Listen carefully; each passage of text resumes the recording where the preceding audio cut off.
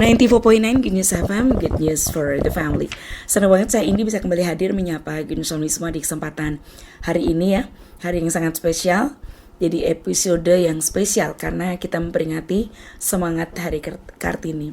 Kita tahu sosok yang dikenal bukan hanya karena perjuangannya tetapi karena warisan pemikiran dan nilai yang terus hidup sampai dengan saat ini. Hari ini kita akan melihat Kartini atau wanita dari sudut pandang yang lebih dari sekedar tentang kesetaraan yang sering kita dengar, tetapi lebih kepada legasi, yaitu tentang apa yang wanita tinggalkan. Bersama kita semua, kecuali ada Ibu Nani Wijaya, akrab disebut dengan Cik Nani. Senang banget ya. Beliau adalah Ibu Gembala Jemaat IFGF Semarang yang akan bawa kita melihat bahwa kekuatan perempuan tidak selalu terlihat di depan tetapi nyata dalam generasi yang dibangun. Dengan tema Legacy the Real Power of Women. Dan untuk membuka perbincangan hari ini, saya mau sapa dulu Cik Nani, selamat siang. Selamat siang Indi, selamat siang Good News Family. Senang banget ketemu lagi sama Cik Nani, udah lama ya. Berapa tahun ya? Bilangnya tahun lagi. Berapa purnama. Rasanya senang, nggak tahu kenapa kayak saya tuh menguras energi beliau kalau misalnya ketemu ini nih, saya yang disegarkan gitu ya. Senang banget. Dan untuk membuka, of course ya, kebersamaan kita, saya persilakan Cik Nani untuk membagikan perspektif tentang Kartini dan bagaimana hal itu terhubung dengan legasi seorang perempuan. Cik Nani, silakan. Setiap tahun kita merayakan Hari Kartini ya. Ini adalah momen untuk merefleksikan warisan dari Ibu Raden Ajeng Kartini ya, salah satu pahlawan wanita terbesar di Indonesia. Seorang wanita yang berani memimpikan kesetaraan di masa yang tampaknya mustahil. Kartini mungkin tidak sempat melihat Indonesia seperti yang ia impikan, namun visinya terus menerangi jalan menuju kebebasan perempuan dalam pendidikan dan emansipasi. Namun jauh sebelum Kartini hidup, Alkitab sudah menuliskan sesuatu yang luar biasa tentang perempuan. Alkitab menunjukkan kepada kita bahwa pengaruh perempuan seringkali tidak terdengar, tidak terlihat, dan bahkan terabaikan. Namun apa yang mereka lakukan membentuk masa depan generasi mendatang. Nah, hari ini kita akan melihat seorang wanita dalam kitab suci yang tidak pernah berkhotbah, tidak pernah memerintah sebuah kerajaan, dan tidak pernah berdiri di bawah sorotan lampu. Bahkan ia tidak pernah mengucapkan satu kata pun di dalam Alkitab. Dan kita kayaknya tidak pernah, jarang lah sekali mendengar ini ya. Betul. Namun namanya itu muncul lebih dari 20 kali. Ya, orang ini adalah Seruya. Wow. Yes. Nah, siapakah Seruya ini? Ya, di dalam 1 Tawarikh 2 ayat 13 sampai 16 kita diperkenalkan kepada Seruya ya. Jadi Isai ayah Daud itu memiliki putra dan putri ya, kayaknya sering nggak kedengeran gitu ya putrinya. Tapi ada sih tertulis ya. Ada Eliab, ada Abinadab, Simea, Netanel, Radai, Osem, dan Daud anak yang ketujuh. Lalu mereka punya saudara perempuan yaitu Seruya dan Abigail. Nah, saya nggak tahu ini kakaknya Daud atau adiknya ya, nggak disebutkan. Cuman ini adalah saudara perempuan daripada Daud ya. Nah, Seruya ini punya anak yaitu Abisai, Yoab, dan Asael. Dan anak-anak Seruya ini adalah pemimpin-pemimpin bala tentara Daud. Ya, jadi mungkin ya keponakannya Daud lah ya. Ini mendukung pamannya. Ya. Dia Triwira nggak sih, Cik? Bukan kayaknya. Tapi ini orang-orang penting. Ya. Nah, berulang kali Alkitab menyebut mereka sebagai anak-anak Seruya. Aneh ya, maksudnya disebutkan bukan ayahnya, entah ayahnya kemana kita tidak tahu, tapi ya disebutnya ibunya terus gitu. Ini adalah hal yang tidak biasa karena dalam budaya Alkitab laki-laki biasanya diidentifikasi dengan nama ayah mereka. Namun laki-laki ini, 3 orang ini dikenal melalui ibu mereka. Ini memberitahu kita sesuatu yang luar biasa. Pengaruh Seruya begitu kuat sehingga namanya menjadi identitas si anak laki-laki ini. Dan meskipun kita tidak pernah mendengar suaranya di dalam kitab suci, kita bisa melihat pengaruhnya dalam karakter putra-putranya. Kayak apa sih anak-anak ini ya, pria seperti apa yang dibesarkan Seruya? Abisai adalah pria yang berani. Alkitab mencatat ia pernah melawan 300 musuh dan mengalahkan mereka. Namun keberaniannya tidak gegabah. Ya, ia menunjukkan rasa hormat yang mendalam terhadap otoritas saat ia menaati perintah Daud untuk tidak membunuh Saul. Ya, jadi waktu lihat Saul, wah ini enak, ini tinggal ditusuk aja, tapi Daud bilang jangan, dan Abisai mengikuti Daud. Ya. Taat gitu ya. Taat, ya. Lalu yang kedua Asael, ini pria yang gigih, dikenal gesit seperti kijang, jadi larinya kencang gitu ya. Dan Asael adalah prajurit yang penuh tekad dan keberanian, meskipun hidupnya berakhir tragis, jadi dia meninggal sih di dalam peperangan. Ia diingat sebagai pejuang yang gagah berani, jadi ini punya karakter gagah berani. Yoab, pria yang memiliki kepemimpinan. Yoab menjadi panglima tentara Israel. Ia adalah seorang ahli strategi yang brilian yang tahu cara memimpin prajurit dan memenangkan pertempuran. Meskipun ia bukan pria yang sempurna, ia setia dan berkuasa. Jadi Yoab ini pemimpinnya, di antara tiga itu dia pemimpinnya. Dia adalah orang yang setia dan berkuasa, ya. Jadi di balik tiga pemimpin hebat ini berdiri seorang ibu yang membentuk mereka. Alkitab mungkin tidak menggambarkan kehidupan sehari-harinya, tetapi hasilnya berbicara dengan jelas. Ia membesarkan pria-pria yang berani, setia, dan kuat. Ya, itulah warisan. Ya, mungkin waktu mereka masih kecil-kecil, ya, anak laki-laki ini masih lari-lari, bermain, ya, belajar. Mungkin di sela-sela itu ada suara ibunya ya yang selalu ngomong, ayo ya, kamu harus jadi orang yang berani, kamu harus berani berdiri di atas kebenaran, kamu harus menghormati Tuhan, kamu harus setia. Mungkin itu kata-kata yang sering diucapkan sering disounding gitu ya. Itu yang kemudian masuk ya di dalam pikiran dan hati para pria ini, sehingga mereka bertumbuh sebagai pria-pria dengan karakter yang luar biasa. Nah, di dunia sekarang ini kekuasaan sering diukur dari seberapa sering seseorang terlihat. Banyak orang percaya pengaruh datang dari ketenaran, popularitas, media sosial, atau pengakuan publik ya. Tetapi Alkitab mengajarkan prinsip yang berbeda. Pengaruh yang nyata seringkali dimulai di tempat-tempat yang sunyi, bukan di keramaian. Di dalam rumah, dalam percakapan, dan dalam teladan sehari-hari. Warisan seorang wanita tidak hanya diukur dari apa yang ia capai secara pribadi, tetapi dari siapa yang ia bentuk. Nilai-nilai yang ia ajarkan, iman yang ia teladankan, dan keberanian yang ia tumbuhkan. Ya, jadi kita melihat saat ini tuh dibutuhkan banyak wanita yang bersedia bekerja di balik layar, yang tidak harus di depan gitu ya. Besarkan anak, mengajarkan nilai-nilai, memberi semangat kepada orang lain, dan melayani keluarga serta komunitas mereka. Terkadang pekerjaan itu terasa tidak mendapat perhatian, tidak terlihat, tidak instagramable. Namun Tuhan melihatnya, ya sama seperti Tuhan mengingat Seruya, dia melihat setiap tindakan kesetiaan kita. Pesan hari ini bukan hanya untuk para ibu, tetapi setiap orang memiliki kesempatan untuk mempengaruhi seseorang, baik sebagai guru, mentor, om, tante, pemimpin, atau teman. Ya, tanyakan pada diri kita masing-masing mungkin hari ini, nilai-nilai apa yang saya tanamkan dalam kehidupan di sekitar saya, warisan seperti apa yang akan saya tinggalkan, dan apakah saya membentuk orang-orang dalam iman dan integritas.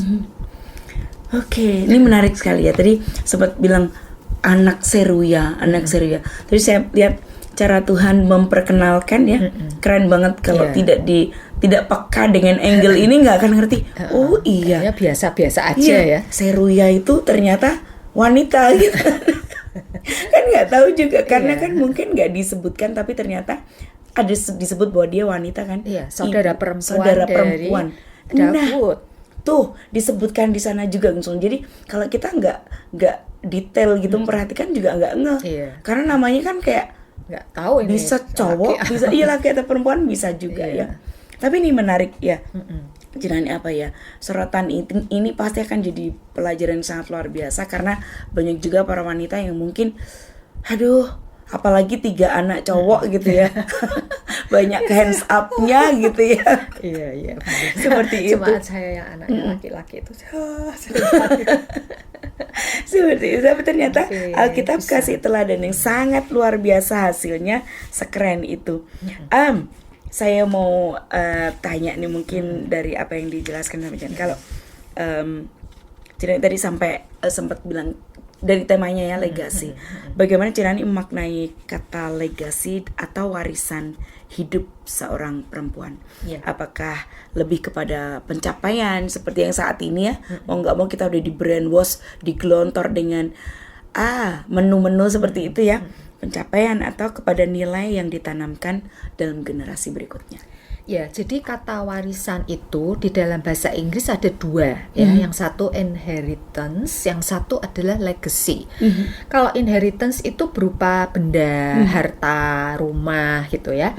Dan diberikan setelah kita mati. Tapi warisan yang satunya yang kita sebut dengan legacy itu adalah berupa sikap, nilai-nilai, karakter, prinsip, dan itu justru kita tanamkan sewaktu kita masih hidup. Jadi tidak menunggu kita mati. Justru selama kita hidup itu kita tanamkan. Jadi dari pengertian ini bisa disimpulkan bahwa legacy itu bukanlah pencapaian di saat ini, tapi sesuatu yang kita tanamkan yang akan dilanjutkan dalam kehidupan anak kita atau murid kita. Ya, mungkin kalau sekarang ini ya mungkin tentang bagaimana mengelola uang dengan bijaksana, ya kan, enggak boros ya, enggak tanpa perhitungan, misalnya kayak gitu. Itu kan perlu kita kumandangkan ya. Saya masih ingat ketika anak saya yang kecil itu agak sedikit suka spender ya. Itu saya sering gitu ya ngomong, kamu perlu apa enggak, kamu perlu apa enggak. Jadi kalau kamu harus bisa membedakan yang kamu inginkan sama yang kamu perlukan. Dan itu ternyata ya terngiang-ngiang terus. Jadi sampai sekarang pun saya tahu dia tuh kadang kan punya keinginan gitu ya. Tapi terus dia akan bilang itu, aku perlu apa enggak ya, cuman ingin. Itu dan itu sampai sekarang masih dia pegang gitu, dan dia ingat. Dan kadang si dia kayak cari pembelaan. Masalahnya terus kayaknya gitu, jadi kayak mau cari celah. Ya kemudian terserah, kamu pikirin aja. Kalau kamu butuh ya nggak apa-apa, kalau enggak ya nggak usah gitu. Nah, seperti itu ya.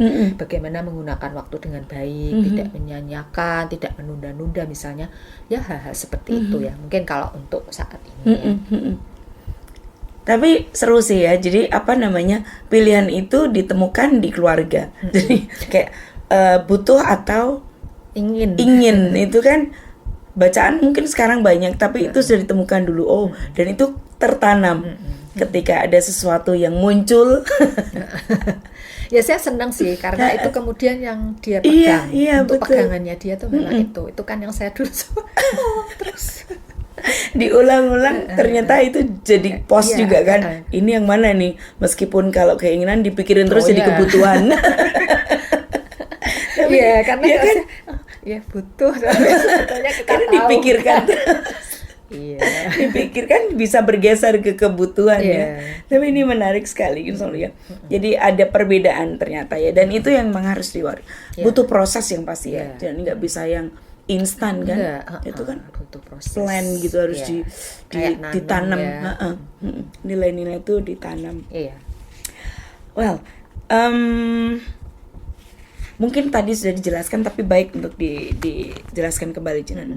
Banyak perempuan hari ini juga merasa bahwa perannya itu tidak terlihat, ya kan? Kadang juga ngerasa kayak yang aku cuma capek tok gitu, cuma capek aja sementara kayak enggak kelihatan gitu. Merasa padahal juga enggak seperti itu. Nah, terutama ketika fokus pada keluarga atau pendidikan anak. Kalau dari perspektif iman nih Jani, bagaimana kita bisa melihat bahwa pekerjaan yang terlihat sederhana itu sebenarnya juga justru bisa memiliki dampak yang sangat besar. Iya. Memang dunia selalu ingin melihat hal-hal yang besar, yang kelihatan, yang bisa dipamerkan, yang bisa diposting dan dapat like yang banyak ya. Kadang kita juga tergoda sih, aku juga tergoda. Tapi Tuhan ternyata tidak demikian gitu ya. Tuhan sering bekerja melalui hal-hal yang sederhana untuk menghasilkan dampak yang besar. Ya, contohnya sih Daud ya, misalnya ya, saya yang ingat di dalam kesunyiannya menggembalakan domba yang kayaknya enggak banyak-banyak amat sih ya. 2 sampai 5 ekor. Tapi dia akhirnya tuh bisa mengalahkan beruang, singa, dan terakhir adalah raksasa ya, menjadi pahlawan gitu ya. Tapi kan diprosesnya melalui ketika dia dengan yang sedikit, yang sunyi, tapi dia berjuang ya. Lalu Tuhan juga bilang tentang benih yang kecil akan bertumbuh menjadi sesuatu yang besar dan berdampak, ya kan, tumbuh jadi pohon yang besar yang kemudian bisa jadi perteduhan orang, ya kan. Itu mulainya dari kecil. Apa yang tidak dilihat orang, yang di tempat tersembunyi Bapa di surga melihat dan akan memberi upah secara terbuka. Nah, ini yang sebetulnya ayat yang selalu jadi pegangan saya ketika saya bilang, aduh, misalnya nih ya, kadang-kadang saya juga sekarang ini lebih banyak yang di balik layar gitu ya, misalnya nyiapin materi gitu kan, kadang-kadang pengen aku aja yang khotbah atau aku aja yang ngajar gitu ya, tapi kan orang lain gitu kan yang kelihatan yang di sana gitu ya, tapi ayat ini mengingatkan karena Tuhan tuh melihat kok, Tuhan melihat, dan justru itu yang menjadi challenge saya untuk bertanya, sudahkah aku melakukan yang terbaik? Mungkin tidak dilihat, tapi kan Tuhan melihat gitu. Jadi itu yang selalu menjadi motivasi saya untuk melakukan yang terbaik gitu. Karena Tuhan melihat kok, meskipun orang tidak melihat, Tuhan tuh tahu ya. Sama kayak seru yang tidak ada yang lihat, tetapi wow, hasilnya itu. Nah itu yang buat saya selalu menjadi motivasi ya. Memang tantangannya adalah tidak terlihat.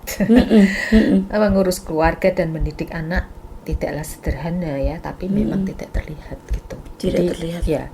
Jadi ketika ya saya ingat sih masa-masa di mana saya kan ya satu sisi jadi ibu rumah tangga tuh privilege, satu sisi kayak tidak berprestasi gitu ya. Tapi ya sebetulnya saya tidak pernah menyesal gitu ya. Ketika kemudian ya saya lihat anak-anak saya sekarang udah besar-besar, udah kerja dan ternyata di tempat kerjaannya juga oke, gitu ya istilahnya. Pernah bosnya itu kirim dia anakku di foto gitu, terus kirim ke papahnya, dia bilang aku bangga loh kalau jadi papahnya dia, maksudnya disuruh apa aja bisa. Merinding saya. Aku sampai itu bangga sekali gitu ya. Terus anak saya yang kedua juga gitu, dia masih kuliah S3 dan temennya kan yang profesor itu, mereka sering heran gitu, kamu kok bisa sih, maksudnya dia suruh ini suruh itu tuh bisa gitu loh. Jadi ya saya sih bangga gitu, dan makanya saya tidak menyesal dengan mungkin kalau ada orang lain yang mungkin bisa lebih kelihatan lebih ini ya, mungkin saya biasa-biasa aja, tapi ya saya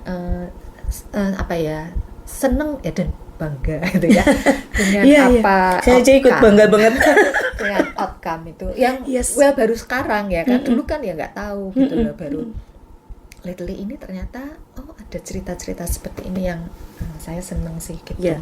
Cerita yang mungkin tidak pernah diharapkan juga, nggak pernah dibayangkan ya, tapi kayak memang itu cara Tuhan menghibur sih ya. Cara Tuhan kasih appraisal gitu ya. Caranya macam-macam. Kalau lihat Daud itu memang menyenangkan ya, Ci, ya. Kalau dari caranya dia membanggakan, saya harus tidak bisa meninggalkan domba. Ternyata cuma 2-3, bukan yang ribuan gitu. Iya kan? Itu ya ampun gitu ya. Kalau kita mungkin sudah malas gitu ya, apalagi kalau dipanggil untuk sesuatu yang lebih besar.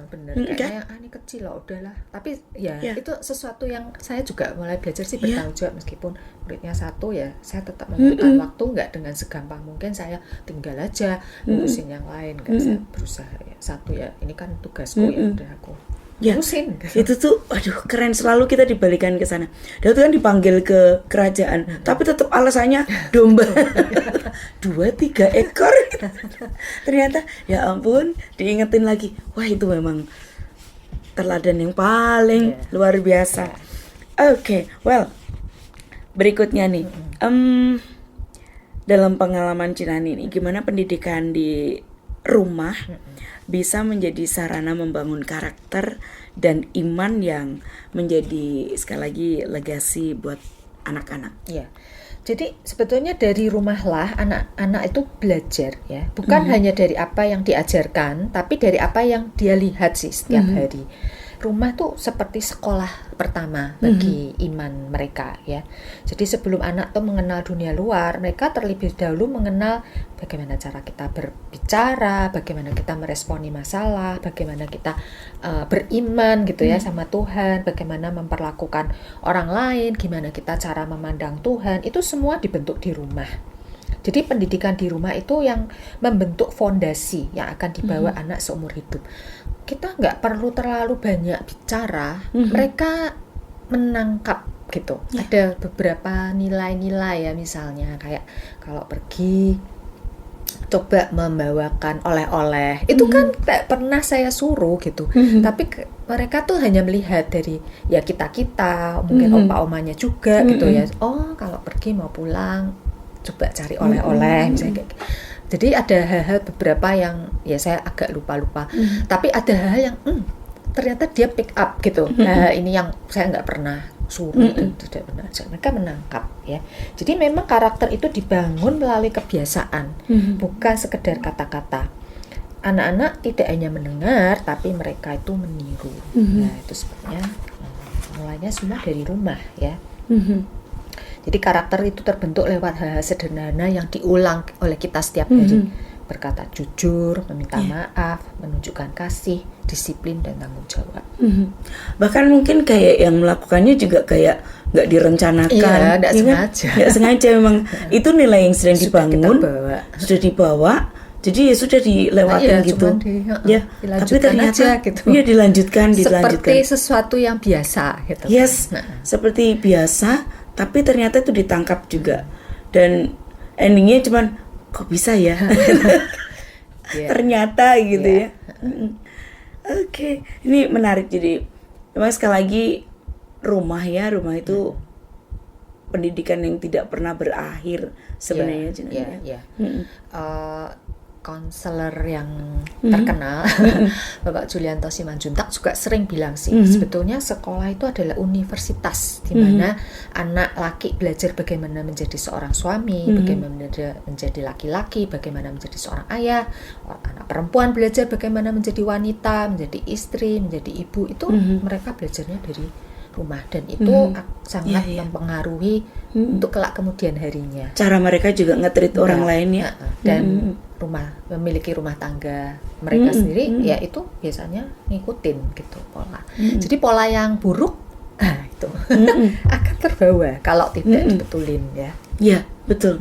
Tidak betul. Kadang juga mungkin ada yang terkait sekolah lah, atau sekolah minggu itu sebenarnya cuman kayak sedikit aja ya. Iya, penambah aja sekolah ya. Minggu tuh kan waktu sebentar. Sekarang cuma 1 jam, dulu 2 jam. 1 jam, 1 minggu sekali ya. Ya, tapi seringkali tuh orang tua memang berharap sekolah ataupun sekolah minggu gitu ya. Tapi ya waktu kita sangat terbatas. Emang lebih harus ditebalkan di rumah ya. Oke. Berikutnya kalau menurut si Nani ini sebagai ibu gembala, apa tantangan terbesar perempuan masa kini dalam membangun generasi yang kuat secara iman dan karakter? Karena sudah banyak yang membuat orang distraksi ya. Itu kan terlalu banyak gitu ya, alat bantu yang ternyata menggerus habit-habit yang baik gitu kan, seperti itu mungkin Jinani bisa bagikan. Budaya saat ini kan sangat menekankan pencapaian, popularitas, pengakuan publik ya, dan media sosial membuat banyak orang merasa bahwa nilai diri ditentukan oleh apa yang terlihat dan apa yang diakui orang lain. Nah, padahal membangun generasi itu butuh waktu, sering tidak terlihat dan jarang diapresiasi secara langsung ya. Jadi kita belajar dari Seruya tadi bahwa Seruya itu sebenarnya tidak pernah mengejar sorotan lampu, tetapi membangun kehidupan yang berdampak. Jadi memang tantangan sekarang ini adalah untuk kita tetap setia pada proses ya, meskipun tidak terlihat di tengah dunia yang menuntut visibilitas. ya. Jadi ya memang harus setia pada prosesnya ya. Setia Ya sama proses. kalau saya tadi ya diingatkan lagi bahwa Tuhan melihat gitu. Tetap ada yang melihat ya, walaupun dunia tidak melihat. Lalu yang kedua tantangannya adalah keterbatasan waktu dan energi ya. Ini sangat benar sih. Walaupun sekarang saya kan sudah sarang yang kosong gitu ya. Tetapi ya masih keinget lah masa-masa harus jadi ibu, bekerja, memimpin, pelayanan. Itu kan memanglah itu memang challenge yang sekarang ini ya para wanita alami. Sehingga akibatnya waktu bersama anak berkurang, energi untuk membimbing mereka secara intensional menjadi terbatas. Ini kelihatan di sekolah. Mama-mama. Padahal pembentukan iman dan karakter itu tidak bisa instan dan membutuhkan kehadiran yang konsisten, tidak bisa diwakilkan ya. Sehingga tantangannya memang menyeimbangkan banyak tanggung jawab tanpa kehilangan fokus pada hal yang paling penting. Jadi memang kita perlu memilah-milah ya, mana yang penting gitu. Nah itu memang juga dipengaruhi oleh nilai kita gitu loh. Yang penting tuh yang mana gitu. Kalau kita merasa, oh pekerjaan ini yang penting ya, agak susah gitu ya, otomatis dia pasti akan dapat prioritas. Jadi ya memang kita harus tahu mana prioritas yang penting. Ibaratnya tuh kayak ini ya, kalau melempar-lempar ada bola karet dan bola kaca. Bola karet itu jatuh nggak apa-apa, dia mental lagi. Tapi kalau bola kaca jatuh itu pecah. Nah ini yang harus dapat prioritas, yang harus selalu kita tangkap. Ya kan, seperti itu. Dan untuk itu juga dibutuhkan boundaries. Kita harus punya boundaries untuk memagari, menjaga yang barang yang berharga pasti akan kita kasih boundaries ya kan. Tidak mungkin perhiasan kita taruh di sembarang tempat, pasti disimpan di lemari. Nah kita harus punya boundaries sih. Misalnya memang ini kita harus kayak ditentukan pilihan ya. Kadang-kadang memang pilihannya susah sih. Misalnya kayak ketika anak ada acara sama satu ada meeting mungkin pengurus gitu ya, mana yang akan didahulukan gitu. Kita memang perlu memilih sih. Seringkali memilihnya tuh memang bisa berganti-ganti tergantung saat itu yang penting yang mana. Saya dulu sering ngalamin misalnya anak mau ulangan umum gitu ya, memang butuh kehadiran, butuh bantuan saya. Di sini ada acara di gereja. Kalau ada saat-saat seperti ini, biasa saya kasih prioritas ke anak saya dulu. Ini nanti ini masih bisa sama yang lain ya kan. Kalau anak kan butuhnya saya. Gitu. Tapi ketika tidak ada apa-apa, maksudnya aman-aman aja gitu, ya saya akan prioritaskan yang meeting di gereja. Mungkin ini cuma minta main atau jalan-jalan atau cuma sekedar diminta ditemenin, tapi sebenarnya nggak ada apa-apa ya, saya ajak aja sekalian gitu, tapi kita meeting gitu. Jadi setiap kali itu pilihannya memang bisa beda-beda, nggak bisa dipatok terus gitu ya. Itu gambarnya bukan urut 1, 2, 3 ya, tapi lingkaran ya. Jadi tergantung mana yang lebih saat itu yang penting duluan gitu. Yes, ini menarik loh, Jinani, karena sekali lagi juga sering baru denger. Karena kebiasaan kan harus ditetapkan itu kan. Itu kan udah pasti terus. Yang bawah nggak pernah dapat giliran. Nah, ini namanya itu kalau juggling bola itu. Yes. Itu kan ada saatnya satunya di bawah, ada saatnya satu di atas. Jadi pada saat itu mana yang memang penting, ya itu yang kita dahulukan. Tapi pilihan itu bisa berubah-ubah. Tergantung situasi yang saat itu mana yang lebih penting ya. Itu. Jadi dulu saya menggunakan yang seperti itu. Ada saatnya anak saya yang harus dapat prioritas, ada saatnya di gereja yang butuh prioritas, ada saatnya suami saya, ada saatnya anak saya. Misalnya kayak gitu tuh memang harus berganti-ganti, tergantung saat itu mana yang emergency gitu. Ini luar biasa loh Gus Noli. Jujur saya secara pribadi baru dengar, padahal udah lama mungkin ya. Jinani udah terapkan itu udah cukup lama. Kalau diurutkan secara prioritas yang kaku tadi, yang dapat giliran. Yang bawah ternyata bener loh, Jinani bilang nggak kan dapat giliran kan. Tapi kalau yang di juggling, bener. Memang kan kehidupan kita bergerak ya. Itu pun juga harus diilustrasikan dengan bergerak, nggak yang mati, yang terus gitu ya, nggak bisa. Yes, Wow, ada tambahan Iya, nggak, Ci? masih ada lagi nih ya. Yes. Tantangan berikutnya adalah pengaruh lingkungan dan digital yang sangat kuat ya. Iya. Karena anak-anak sekarang dibentuk bukan hanya oleh keluarga, Mm-mm. tapi juga oleh internet, media sosial, teman sebaya dan budaya populer. Dan seringkali nilai-nilai yang masuk itu bertentangan dengan iman kita ya. Entah tentang kebebasan tanpa batas versus tanggung jawab, ego versus kasih, instan, proses ya kan. Oleh sebab itu tantangannya adalah menjadi suara yang lebih kuat daripada pengaruh luar. Nah, ini bagaimana kita bisa punya suara yang lebih kuat itu ketika kita punya relationship yang baik dengan anak-anak kita sih. Ya, yang seringkali dikeluhkan oleh orang tua adalah ketika anak-anak ini masuk di usia remaja, sukanya membantah, melakukan hal-hal yang berkebalikan, dan memang benar sih, itu masa-masa yang tidak gampang. Sama gitu, Ci. Fasenya emang fase seperti sama ya, Ya, rata-rata. saya juga ngalamin, tapi mungkin ya beda ya kadarnya, Iya, tiap orang kan betul. beda. Tapi ya saya yang ngalamin yang dia kayaknya sok tahu gitu kan. Merasa ada kadang kesel dan apa tuh ada, kita lewati juga. Nah, kata kuncinya adalah pilih, choose your battle. Pilihlah peperangan yang penting. Jadi jangan semua diributkan, semua diomelin gitu ya. Kita harus pilih-pilih. Karena saya juga ngalamin gitu. Saya tidak pernah mengajarkan anak itu mandi di malam hari. Pasti sore gitu ya kan. Jadi malam itu enggak. Tapi somehow di titik SMA itu dia bisa punya kebiasaan yang beda gitu loh. Nah, pasti reaksi saya yang beberapa waktu itu pasti ngomel terus gitu. Ayo toh, jangan mandi malam-malam. Ayo, jangan keramas malam. Itu ngomel. Tapi terus lama-lama ngapain ya kalau saya terus ngomel, ini kan ya bukan soal hidup dan mati. Ngapain saya ngomel, habis itu kan anak saya kan pasti kesel ya kan, diomelin, kita bisa ribut, berantem, merusak hubungan, sehingga suatu kali nanti ketika suara saya harus terdengar dalam hal misalnya memilih pasangan hidup, mungkin aku udah nggak didengar gitu loh, karena sudah terlalu bising sebel ya, dan hubungannya nggak bagus karena terlalu banyak omelan. Jadi choose your battle sih. Walaupun tidak mudah ya, kadang-kadang misalnya lihat berantakan tuh kan pengennya, kadang-kadang saya masih kelepasan. Itu nggak tahan karena saya maklum sih kalau ada ibu-ibu yang perfeksionis itu ya sama anaknya tuh pasti akan ribut terus gitu. Nah, ini kita harus menahan diri gitu ya untuk pilih mana yang memang perlu, mana yang nggak perlu. Udahlah biarin aja, biarlah dia stylenya dia beda sama kita, ya kita terima aja ya. Sampai sekarang ya saya harus begitu.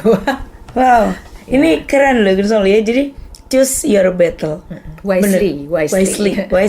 Jadi kalau kita apa-apa di gas terus, memaksakan keinginan kita, cara kita harus kayak gini. Ketika yang penting harus disampaikan juga kita nggak punya suara. Suaranya sudah kayak nggak bakal kedengeran ya. Choose your battle wisely. Oke. Next sih ada lagi? Sudah. Aduh, luar biasa selalu ya. Singkat tapi selalu banyak hal yang disampaikan, Junani. Saya sangat diberkati, senang banget ya. Gun Soli, saya juga berharap Anda sangat diberkati nih. Jadi mungkin punya apa pesan nih, closing statement atau pesan semangat buat para perempuan ya, yang baik yang mereka yang berkarir, melayani maupun yang mungkin fokus di rumah tentang membangun legasi yang rata-rata bilang tidak terlihat dan mengeluh capek gitu ya, karena yang terdengar cuman itu padahal juga mereka nggak ngerti hasilnya seperti apa gitu kan. Ya, kita tidak perlu terlihat untuk menjadi powerful. Warisan yang kita tinggalkan tidak hanya diukur dari apa yang kita capai secara pribadi ya. Jadi it's not about ourselves gitu ya, tetapi juga dari siapa yang kita bentuk. Wow, yes. Oke, Gun Soli, itu tadi yang bisa kami hadirkan dalam perbincangan singkat dan berbatas waktu. Saya sangat berharap bisa menjadi berkat dan inspirasi buat Anda di hari yang spesial ini. Finally, saya Indi. Saya Nani. Untuk Good News FM, bisa lagi Gun Soli at 94.9.